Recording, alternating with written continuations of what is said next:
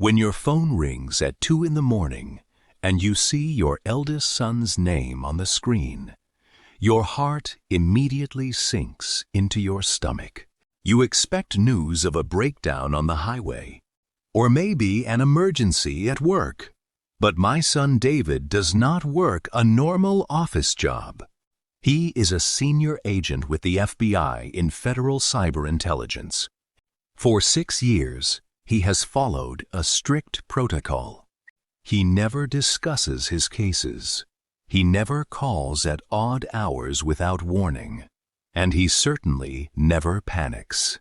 So when I picked up that line and heard his breathing, heavy and uneven, I knew my life was about to split into a before and an after. Before I could even say hello, David barked 6 words that turned my house into a crime scene. Shut everything down. Turn off the lights. Go to the basement right now. Story.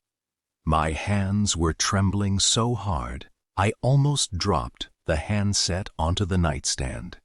I sat up in the pitch-dark room, listening to the rhythmic hum of the central air conditioner and the quiet stillness of my suburban neighborhood.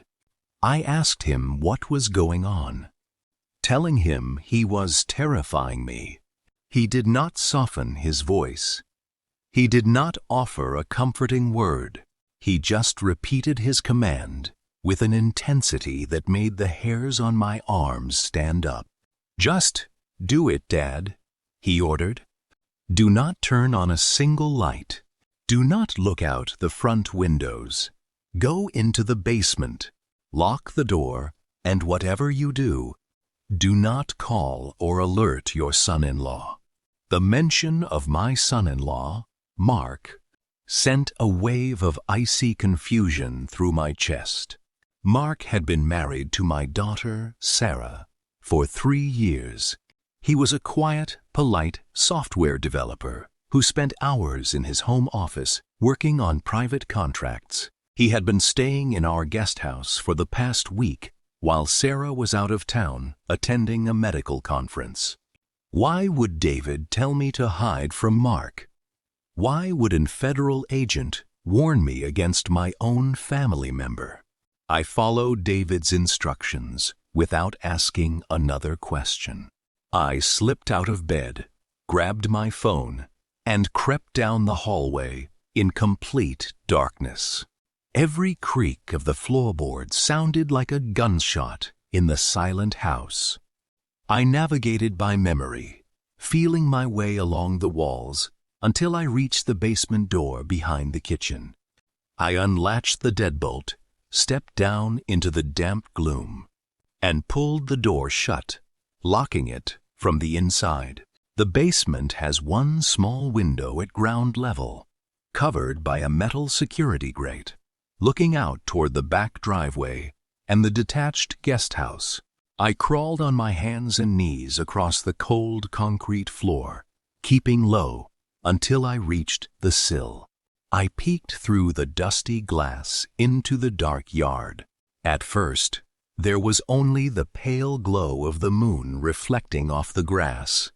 But then, I saw movement near the guest house.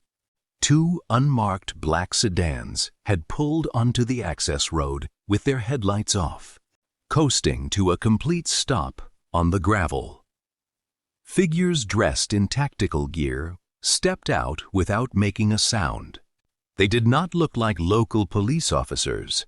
They moved with swift, lethal efficiency, surrounding the small building. My stomach churned as I watched the front door of the guest house open. Mark stepped out into the night, wearing a heavy winter jacket despite the warm summer air.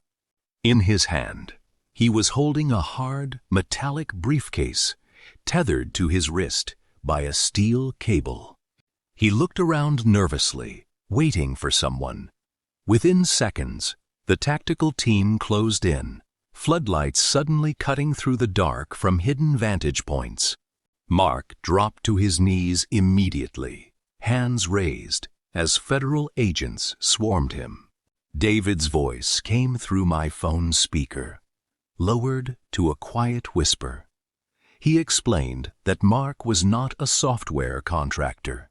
For 5 years, Mark had been operating under a stolen identity, using his marriage to Sarah as a cover to access secure federal databases and sell classified data to foreign buyers. The FBI had been monitoring his digital footprint for months, waiting for him to make a physical drop of encrypted hardware. That midnight call was the execution of a sting operation, and David had intervened at the last second to ensure I did not walk out into the crossfire or accidentally alert Mark. Sitting in that dark basement, watching my son-in-law led away in heavy restraints while federal agents secured the perimeter, I realized how close I had come to catastrophic danger. The man we welcomed into our family, shared holidays with, and trusted unconditionally was a complete ghost. Strong ending. By the time the sun came up, the unmarked vehicles were gone, leaving behind only tire tracks on the graveled drive and a broken lock on the guest house door. Sarah came home late that evening to an empty room and a truth that broke her heart into pieces. We spent the following weeks dealing with federal investigators, changing every locks and password, and slowly rebuilding our shattered lives. The hardest part of surviving a betrayal is not the fear you feel in the moment, but the realization that the people you love most might be total strangers. Always trust your instincts, because sometimes the greatest danger is sleeping right under your own roof.